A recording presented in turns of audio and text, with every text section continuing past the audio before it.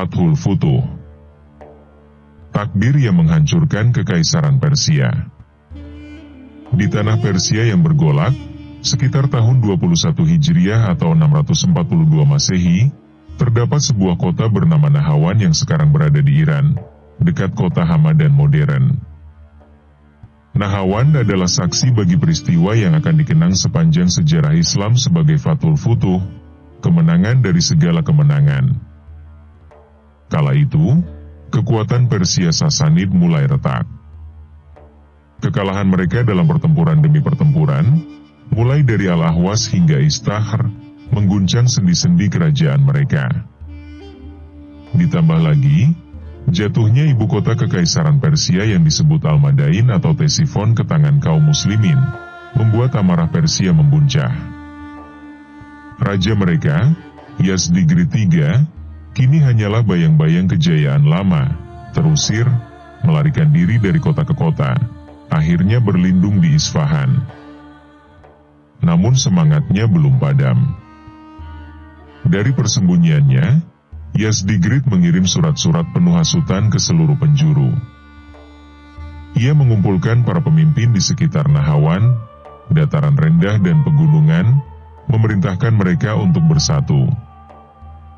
Sebuah pasukan raksasa pun terbentuk, berjumlah tak kurang dari 150.000 prajurit, di bawah komando seorang panglima bernama Al-Fairuzan.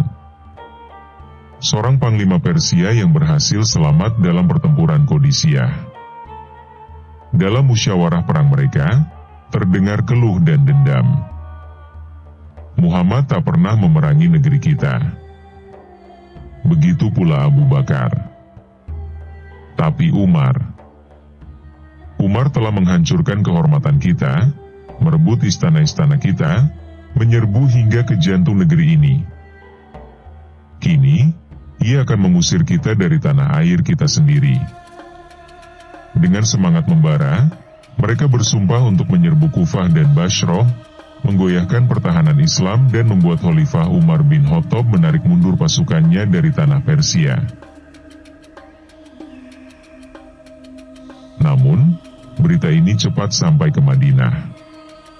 Sa'ad bin Abi Waqqas, panglima besar kaum muslimin, segera menulis surat kepada Khalifah Umar. Bahkan ia sendiri datang menghadap, menyampaikan kabar genting tentang kekuatan Persia yang berjumlah raksasa. Dari Kufah, datang pula surat dari Abdullah bin Abdillah bin Itban, dibawa oleh utusan Qorib bin Dofar al-Abdi. Ketika Umar bertanya siapa namanya, Qorib menjawab, menyebutkan namanya. Umar tersenyum dan berkata penuh optimisme, Dofar berarti kemenangan, Qorib berarti telah dekat, insya Allah. Melihat ancaman ini, Umar segera memanggil seluruh kaum muslimin ke masjid untuk musyawarah. Orang-orang berbondong-bondong datang, dan di antara yang pertama masuk adalah Sa'ad bin Abi Waqqas. Umar berdiri di atas mimbar, suaranya menggema. Hari ini adalah penentuan untuk masa depan kita. Aku ingin berangkat memimpin pasukan sendiri. Mari kita serang sebelum mereka menyerang kita. Namun, para sahabat besar seperti Utsman, Ali, Tolhah, Zubair, dan Abdurrahman bin Auf bangkit satu persatu, memohon agar Umar tetap di Madinah. Ali berkata dengan bijaksana, "Wahai Amirul Mukminin, kemenangan bukan pada banyak atau sedikitnya pasukan. Ini adalah urusan Allah. Tetaplah di Madinah. Cukup kirimkan utusan, instruksi, dan doa-doamu." Khalifah Umar, sebagaimana biasa, tidak tergesa-gesa. Ia meminta pendapat Abbas bin Abdul Muthalib. Abbas pun setuju, biarkan Umar tetap di Madinah. Kekompakan musuh hanyalah karena dendam. Kita harus tetap menjaga kekuatan pusat Islam. Setelah bermusyawarah, Umar berkata kepada para sahabatnya, "Aku akan mengangkat panglima dari Irak." Serentak mereka menjawab, "Terserah engkau, wahai Amirul Mukminin." Umar lalu menunjuk An-Nu'man bin Al-Muqarrin sebagai panglima tertinggi, seorang pejuang veteran yang pernah meminta diizinkan memerangi Nahawan.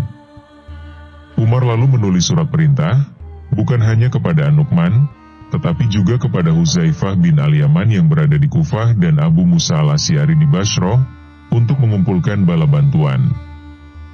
Dalam suratnya kepada An-Nu'man, Khalifah Umar menulis penuh nasihat. Jangan kau bawa pasukan ke tempat tandus yang menyiksa mereka. Jangan tahan hak-hak mereka. Nyawa seorang mukmin lebih berharga daripada 100.000 dinar. Dan Umar mengatur barisan pewaris komando, hingga 7 orang jika panglima utama gugur di medan perang. Pasukan-pasukan bergerak. Dari Kufah, Huzaifah bin Al-Yaman membawa bala tentara. Dari Bashrah, datang kekuatan besar. Sampai akhirnya, di tempat bernama Mahu, mereka semua bergabung di bawah komando An-Nu'man bin Al-Muqarrin.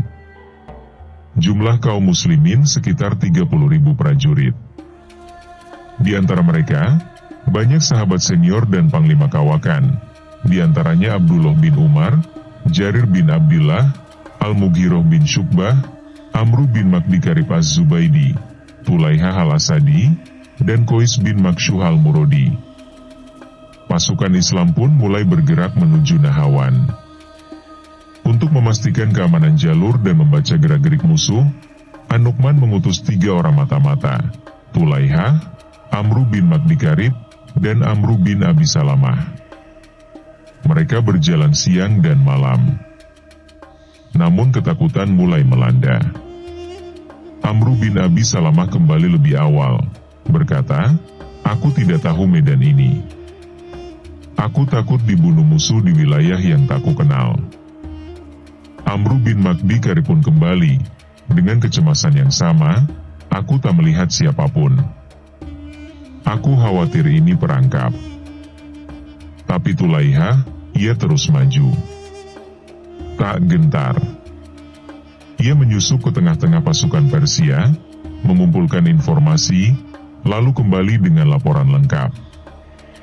Jalan menuju Nahawan aman. Tidak ada jebakan. Kita bisa maju. Di bawah langit yang membara, pasukan Islam mulai bergerak menuju Nahawan. An-Nu'man bin Al-Muqarrin memimpin barisan utama.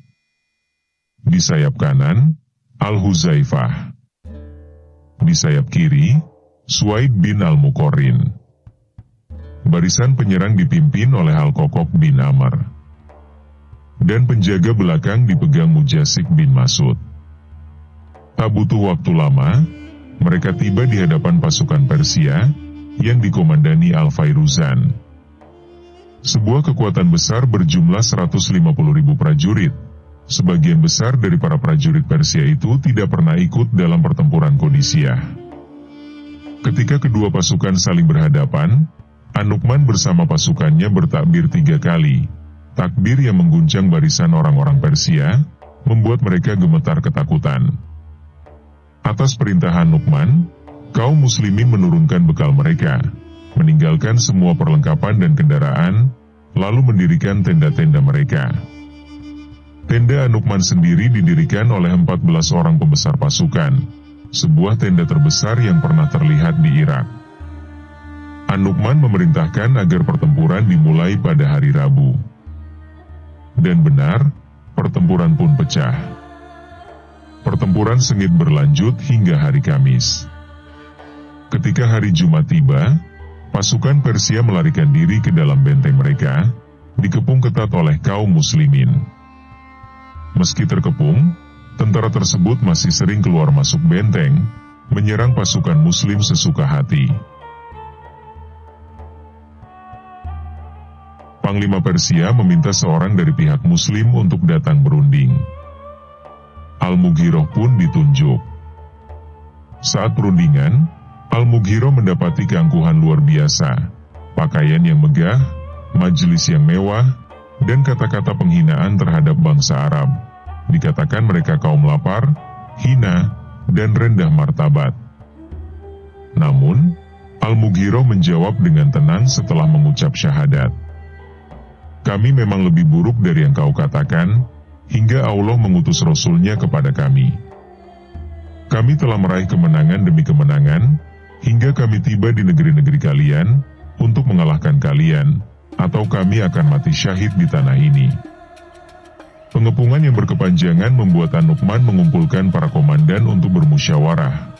Bagaimana cara agar musuh keluar dari benteng dan bertempur di lapangan terbuka? Amru bin Salamah, yang paling muda, mengusulkan strategi bertahan di posisi semula agar musuh tetap terkurung. Tapi mayoritas komandan menolak.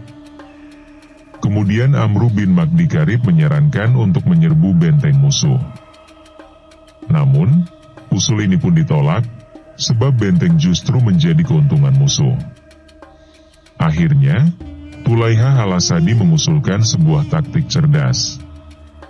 Mengirim pasukan kecil untuk menyerang musuh, lalu berpura-pura mundur.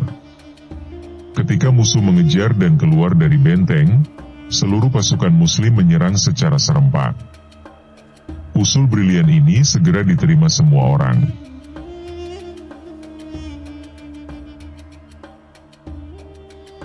Al-Kokok bin Amr segera memimpin pasukan kecil mendekati benteng Persia, dan kemudian pura-pura mundur saat musuh menyerang. Musuh terprovokasi, dan berteriak kejar, kejar, dan berbondong-bondong keluar benteng. Benteng Persia kini hanya dijaga sedikit orang. Kesempatan emas ini menanti. Namun, An-Nu'man al-Muqarrin sebagai panglima tertinggi memerintahkan untuk menahan serangan hingga matahari condong ke arah barat, sebagaimana tuntunan Rasulullah. Angin kemenangan mulai berhembus. Saat itulah, An-Nu'man memberi aba-aba. Takbir pertama, siaga. Takbir kedua, persenjataan lengkap. Takbir ketiga, serbu. Panji berkibar. Gemuruh takbir mengguncang udara. Kedua pasukan bertempur dengan sengit. Suara gemerincing pedang memenuhi medan. Darah membanjiri tanah, menjadikan medan perang licin oleh darah yang tertumpah. Di tengah kekacauan, kuda An-Nu'man tergelincir. Ia terjatuh dan sebuah anak panah menembus tubuhnya, menewaskan sang panglima. Saudara An-Nu'man bernama Suwaid, atau menurut riwayat lain Nuaim, segera menyembunyikan jasad An-Nu'man dan menyerahkan komando kepada Huzaifah bin Al-Yaman. Kematian An-Nu'man dirahasiakan agar semangat pasukan tetap membara. Pasukan Persia kini kocar-kacir. 30.000 pasukan Persia yang sengaja diikat rantai oleh komandannya, agar tetap terus berjuang dan tidak melarikan diri, justru malah terperosok ke dalam parit yang mereka gali sendiri. Yang sebenarnya tujuan parit itu adalah untuk membatasi serangan dari pasukan muslim. Diperkirakan lebih dari 100.000 pasukan Persia tewas dalam peristiwa itu. Di Madinah, Amirul Mukminin Umar bin Khattab tiada henti berdoa siang dan malam, menunggu kabar dari Nahawan. Tiba-tiba, seorang laki-laki yang berjalan keluar kota Madinah bertemu penunggang kuda. Ketika ditanya, penunggang itu berkata, "Dari Nahawan. Allah memberikan kemenangan kepada kaum muslimin. Panglima kami syahid, dan rampasan perang melimpah." Namun, penunggang kuda itu segera pergi tanpa melapor kepada Umar. Ketika berita sampai kepada Umar, beliau berkata, "Itu bukan manusia. Itu jin, pembawa kabar dari Allah." Tak lama kemudian, Thorik bin Saham datang membawa berita resmi. Kemudian, Asai bin Al-Akro membawa 1/5 rampasan perang dan para tawanan. Saat mendengar kabar kematian An-Nu'man, Khalifah Umar bin Khattab menangis. Ia pun menanyakan siapa lagi yang gugur. Ketika mendengar bahwa banyak dari mereka yang tidak dikenal, Umar berkata, Apa artinya mereka tidak dikenal Umar? Mereka dikenal Allah, dan Allah telah memuliakan mereka dengan syahid. Rampasan perang kemudian dibagikan sebagaimana mestinya. Dalam pertempuran itu, di antara para syuhada adalah Tulaiha al-Asadi, An-Nu'man bin Al-Muqarrin, dan Amru bin Magdi Karib. Ada sebuah kisah menyedihkan. Ketika para tawanan anak-anak dari Nahawan sampai di Madinah, Abu Lu'lu'ah, seorang budak asal Nahawan Persia, menyambut mereka, mengusap kepala anak-anak itu sambil menangis. Ia berkata, "Umar telah memakan jantungku." Sebuah luka dendam yang kelak berbuntut panjang dan mengakibatkan terbunuhnya Umar. Sementara itu, Panglima Perang Persia, Al-Fairuzan, yang sedang terluka, mencoba melarikan diri ke Hamadzan, dikejar oleh Al-Kokok. Di sebuah dataran tinggi penuh kuda, keledai, dan madu, Al-Fairuzan tak mampu lagi melanjutkan pelarian. Al-Kokok berhasil mengejarnya dan membunuhnya di tempat. Tempat ini kelak dikenal sebagai Lembah Madu, karena begitu banyak barang-barang bawaan, termasuk madu, yang berhasil mereka rampas. Tak berhenti di situ, Al-Kokok melanjutkan pengejaran pasukan Persia yang tersisa ke Hamadzan, mengepung kota hingga penguasanya menyerah dan meminta damai. Dengan itu, penaklukan Nahawan dan Hamadzan berakhir dengan kemenangan gemilang. Pertempuran di Nahawan ini dikenang sebagai Fathul Futuh, kemenangan dari segala kemenangan, karena menjadi pembuka jalan bagi kehancuran total kekaisaran Persia.